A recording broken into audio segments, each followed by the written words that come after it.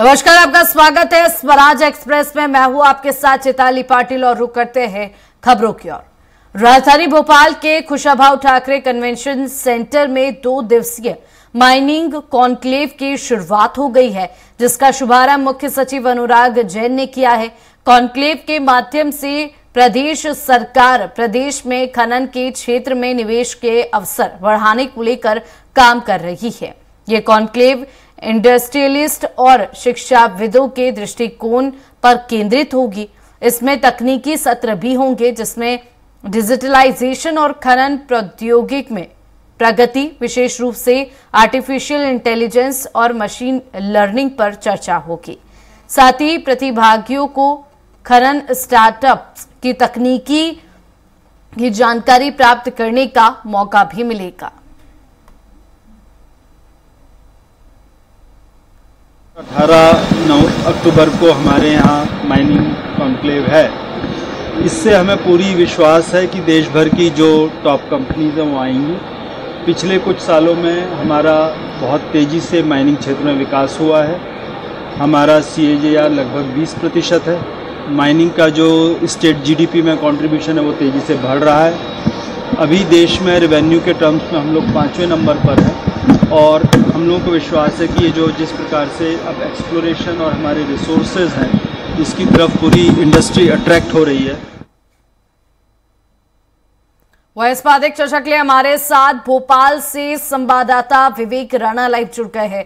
विवेक, खनन कॉन्क्लेव जो है 2 दिवसीय वो भोपाल में आयोजित किया गया है। अभी किस तरीके से जो माहौल है वहां नजर आ रहा है और क्या क्या जो खास है इस कॉन्क्लेव में देखने को मिलेगा?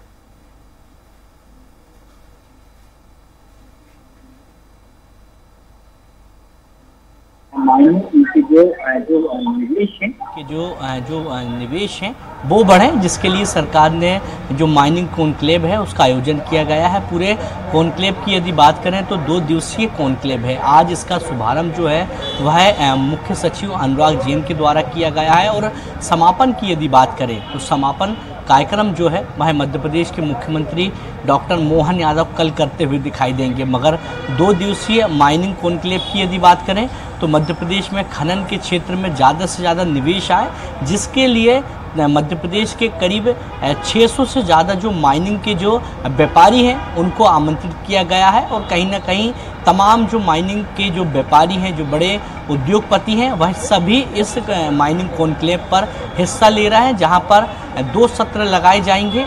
एक सत्र पर सिखाया जाएगा किस प्रकार से डिजिटल पद्धति के माध्यम से माइनिंग करना है, और दूसरे सत्र की यदि बात करें तो दूसरे सत्र में बताया जाएगा कि किस प्रकार से माइनिंग का ज़्यादा से ज़्यादा उपयोग किया जा सके। क्योंकि बात की जाए माइनिंग की तो जिस प्रकार से मध्य प्रदेश की यदि बात करें तो मध्य प्रदेश माइनिंग के क्षेत्र में जिस प्रकार से कुछ पीछे है, जिसके चलते मध्य प्रदेश सरकार माइनिंग के क्षेत्र पर फोकस कर रही है और माइनिंग के क्षेत्र पर सरकार किस प्रकार से टॉप 3 पर आए। क्योंकि बात करें माइनिंग के क्षेत्र की तो मध्य प्रदेश 5वें स्थान पर है अन्य राज्यों की अपेक्षा। और मध्य प्रदेश में यदि बात करें तो मध्य प्रदेश में कई ऐसे धातु हैं, कई ऐसे पदार्थ हैं, कई ऐसे पत्थरें हैं जो मध्य प्रदेश में पाई जाती है। क्योंकि मध्य प्रदेश की बात करें तो मध्य प्रदेश में हीरे की भी माइनिंग की जाती है। तो कहीं ना कहीं मध्य प्रदेश ज़्यादा माइनिंग के क्षेत्र में आगे बढ़े, जिसके लिए ये जो पूरा कॉन्क्लेव जो रखा गया है ये बड़ा महत्वपूर्ण है, जिस पर 2 सत्र होंगे। 2 सत्रों में अलग अलग पद्धति से किस प्रकार से माइनिंग करना है। डिजिटल प्लेटफॉर्म की बात करें यानी AI की यदि बात करें तो AI का किस प्रकार से उपयोग किया जा सकता है, ड्रोन का किस प्रकार से उपयोग किया जा सकता है, तमाम विषयों पर जो चर्चा है वह होती हुई दिखाई देगी। मगर सरकार का साफ रुख है कि मध्य प्रदेश में कहीं ना कहीं खनन के क्षेत्र पर निवेश आए, जिसके लिए सरकार द्वारा 2 दिवसीय जो माइनिंग कॉन्क्लेव है उसका आयोजन किया गया है। जी विवेक, बात की जाए कि जिस तरीके से निवेश अगर इस कॉन्क्लेव के जरिए आता है तो अगर वित्तीय भार की बात की जाए, अनुराग जैन जो है उन्हें इसी चीज़ को लेकर जाना जाता है क्योंकि वो वरिष्ठ IAS अधिकारी है और ज़्यादा जो पकड़ है उनकी वित्तीय क्षेत्र को लेकर है। तो ऐसी स्थिति में जो निवेश आ रहा है खनन कॉन्क्लेव में, उसका कितना असर मध्य प्रदेश के वित्तीय क्षेत्र में पड़ेगा? बिल्कुल, यदि वित्तीय क्षेत्र की यदि बात करें तो सीनियर आईएएस है और मध्य प्रदेश के मुख्य सचिव है अनुराग जैन, और कहीं ना कहीं मध्य प्रदेश की वित्तीय स्थिति अच्छी हो। और बात की जाए खनन की, माइनिंग के क्षेत्र की बात करें, क्योंकि जिस प्रकार से अभी प्रदेश सरकार को 10,000 करोड़ का जो माइनिंग है वह आता है, और इसको कहीं ना कहीं किस प्रकार से बढ़ाया जाए, क्योंकि झारखंड की बात करें तो झारखंड से मध्य प्रदेश निचले पायदान पर है, यानी झारखंड से पीछे है। जबकि मध्य प्रदेश की बात करें तो मध्य प्रदेश में तमाम ऐसी धातुएं हैं, ऐसे पदार्थ हैं और ऐसी कई माइनिंग है जो लगातार काम कर रही, मगर कहीं ना कहीं सरकार एक मार्ग दिखाए और इसी मार्ग के जरिए माइनिंग कॉन्क्लेव के माध्यम से मध्य प्रदेश में जो वित्तीय जो समस्या जो हमेशा देखने को मिलती है उसका समाधान हो, और माइनिंग के क्षेत्र में सरकार को वित्तीय का लाभ मिले, ज़्यादा से ज़्यादा जो आय के स्रोत हैं सरकार के वो बढ़ते हुए दिखाई दे। क्योंकि सरकार ने जिस प्रकार से पूरा कॉन्सेप्ट रखा है, जिससे साफ है कि मध्य प्रदेश में यदि पूरा कॉन्क्लेव सफल होता है तो मध्य प्रदेश में खनन के क्षेत्र में निवेश आएगा तो सरकार को कहीं ना कहीं फायदा होगा, और सरकार को फायदा होगा तो मध्य प्रदेश का विकास होगा, जिसके लिए लगातार तमाम जो कोशिशें हैं वह की जा रही है। हालांकि जिस प्रकार से शुभारंभ किया गया है उससे लग रहा है कि खनन के क्षेत्र पर मध्य प्रदेश में ज़्यादा से ज़्यादा निवेश आ सकता है, क्योंकि प्रदेश सरकार ने जिस प्रकार से हर जिले में रीजनल कॉन्क्लेव का आयोजन किया था, और रीजनल कॉन्क्लेव के आयोजन की यदि बात करें तो उस पर देखने को मिला था कि हर अलग अलग जिलों की यदि बात करें, उज्जैन की बात करें, जबलपुर की बात करें, या ग्वालियर की बात करें, या सागर की यदि बात करें, तो वहाँ पर भी बड़े बड़े उद्योगपति द्वारा जो उद्योग हैं वह लगाए गए थे, निवेश मध्य प्रदेश में आया और मध्य प्रदेश के करीब 3 लाख लोगों को रोजगार भी मिलेगा। तो जब खनन के क्षेत्र पर इतनी व्यापक तौर पर सरकार मदद कर रही है, एक जो पूरी लाइन की यदि बात करें, जैसे माइनिंग कॉन्क्लेव के माध्यम से पूरा मार्ग मिलेगा, सरकार सपोर्ट कर रही है, तो कहीं ना कहीं मध्य प्रदेश में माइनिंग का जो स्तर है, जो निवेशक है वो मध्य प्रदेश में और आते हुए दिखेगा, और मध्य प्रदेश में जो खनन में जो निवेश है वो बढ़ेगा, तो प्रदेश का लगभग जो विकास है वह होता हुआ आने वाले समय में दिखाई देने वाला है। जी विवेक, बात की जाए कि 2 दिवसीय ये कॉन्क्लेव है, इसके समापन में मुख्यमंत्री भी शामिल होंगे। हालांकि 2 दिवसीय इस पूरे कॉन्क्लेव में किस तरीके से कार्यक्रम जो आयोजित किए जा रहे हैं, और क्या आम जनता भी इस कार्यक्रम से रूबरू हो सकेगी?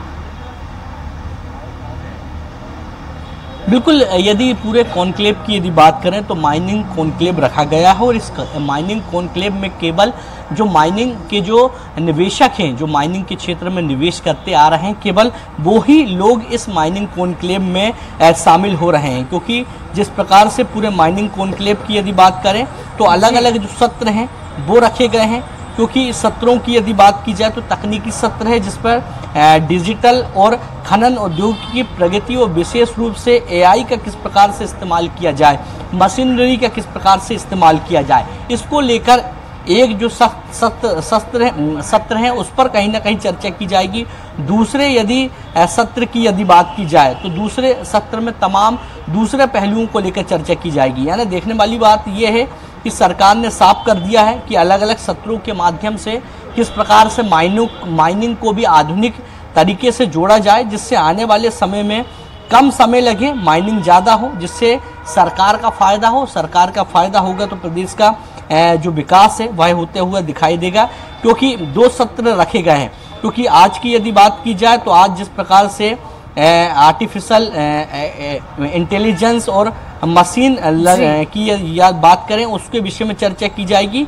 उसके बाद यदि 18 तारीख की यदि बात करें तो उद्योग के क्षेत्र में ऊर्जा, कोयला और हाइड्रोलिक कार्बन और केंद्रीय टॉप टेबल के तमाम जो उपकरण हैं उस पर कहीं ना कहीं जो चर्चा की जाएगी। यानी देखने वाली बात है कि जो माइनिंग कॉन्क्लेव है जिस पर प्रदेश सरकार को तो फायदा होगा, मगर माइनिंग ज़्यादा से ज़्यादा होगी।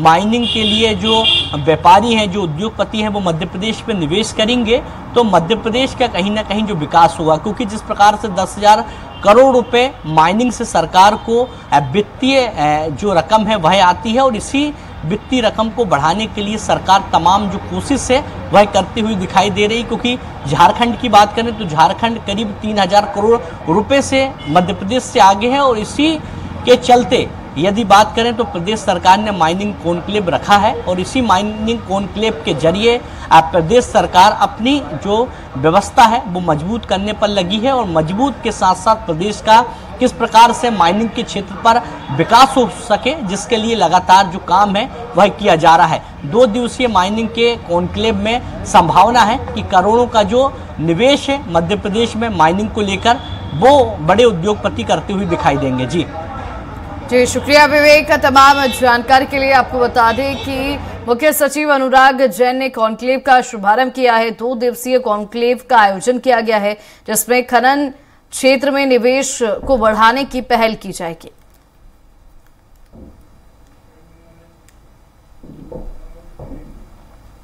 रुक करते हैं